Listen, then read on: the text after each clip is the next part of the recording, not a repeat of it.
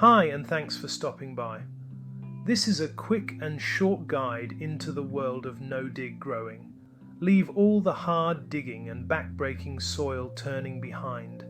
It is easier than you think, and you will enjoy having great vegetables and keep your back in a good state.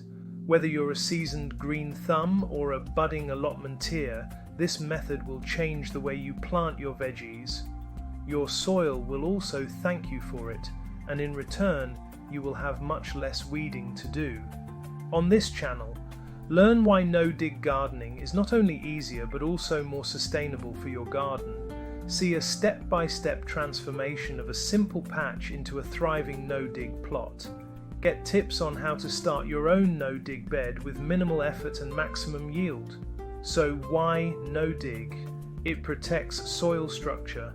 It reduces the need for weeding and watering. To make a start, all you need is a patch in your garden or on your allotment.